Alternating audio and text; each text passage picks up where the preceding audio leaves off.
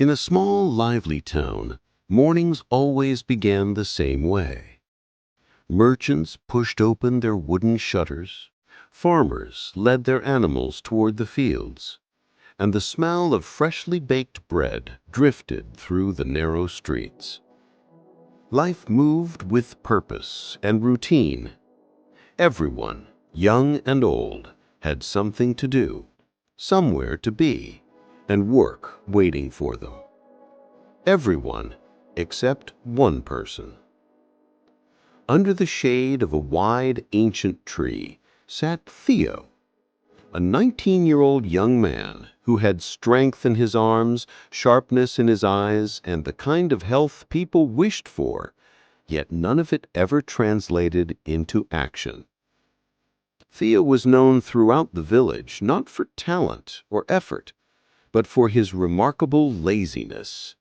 He avoided responsibility the same way most people avoided illness. He dreamed constantly of becoming rich, but the idea of working for anything made him sigh with exhaustion before he even tried. Despite being able-bodied and intelligent, Theo lived off the kindness of the villagers.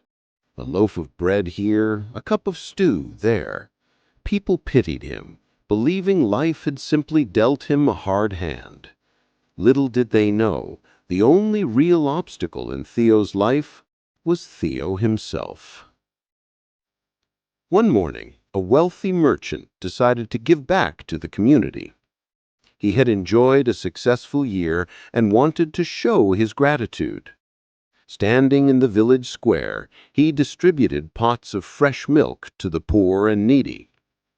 News reached Theo quickly.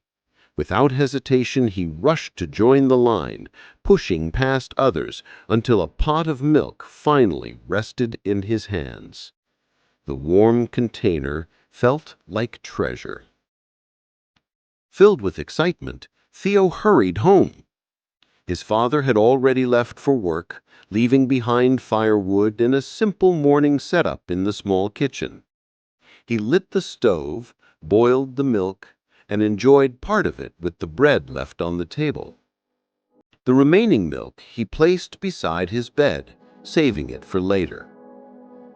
Instead of helping his father in the fields, or doing anything useful at all, Theo stretched out on his bed, gazing at the ceiling. The warmth of the milk settled in his stomach, and his mind began drifting into a familiar world, his world of fantasies. What if this milk hardens overnight and turns into butter or cheese? I could sell it in the market. With that money, I'll buy a hen. The hen will lay eggs, lots of them. The thought made him smile. Those eggs will hatch into chicks. I'll raise them. Soon I'll have dozens of chickens, then hundreds. And when they grow up, I'll sell them all and buy cows. Yes, a whole herd of cows. I'll open a dairy farm. Everyone in the village will buy milk from me. I'll become famous. People will respect me. I'll be rich, very rich. His imagination grew bolder. I'll buy jewelry. Even the king will want to purchase from me. And I'll marry a beautiful girl from a wealthy family. We'll have a handsome son. And if my son ever becomes lazy, he frowned suddenly. I'll teach him a lesson. I'll show him how hard work built everything.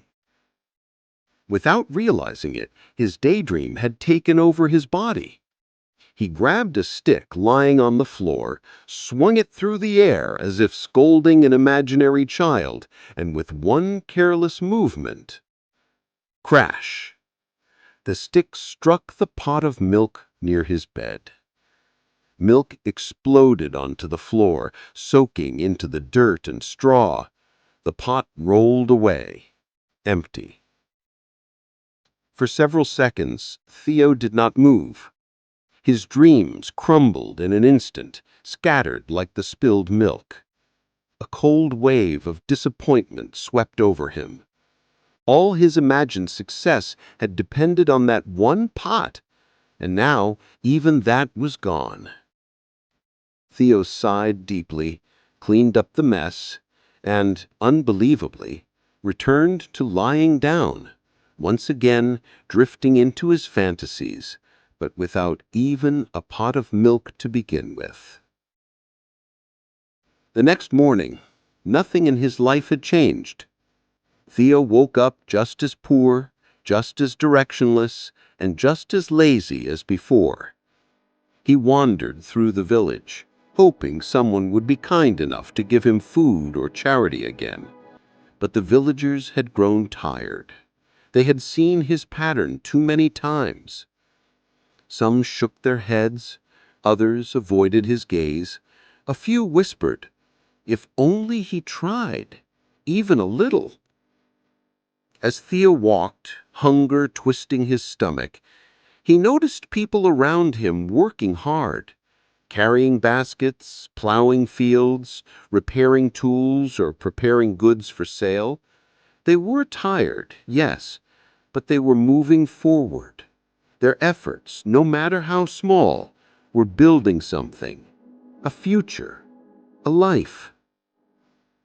Theo stopped near the same large tree where he always sat.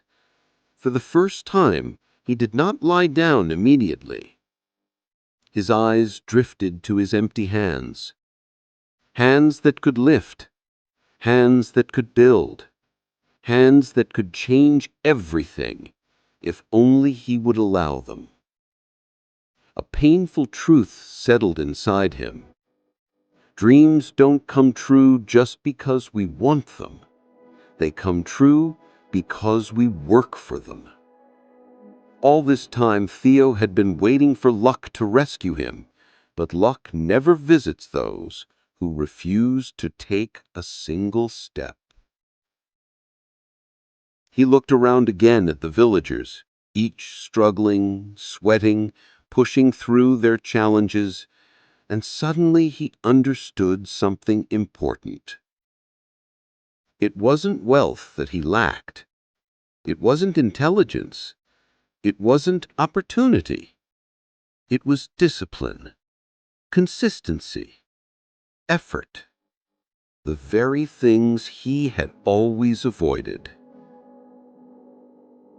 Theo sat in silence for a long time. Finally, he stood up. For the first time in years, he walked toward the fields where his father worked. His steps were slow at first, then steadier, stronger. The morning sun warmed his face as if welcoming him into a new life. A life where dreams were built with hands, not with fantasies. From that day on, Theo's life did not magically transform. It was difficult. His back ached, his hands blistered, and his muscles burned from the unfamiliar work. But he kept going. Every day, he pushed himself a little further. And slowly, inch by inch, his efforts began shaping a future he could be proud of. The villagers noticed the change. Theo no longer waited for charity. He no longer dreamed empty dreams. He worked. He improved. He grew. And one quiet evening, as Theo rested under the same tree, he realized something profound. The true treasure was never the pot of milk. It was the decision to get up and try.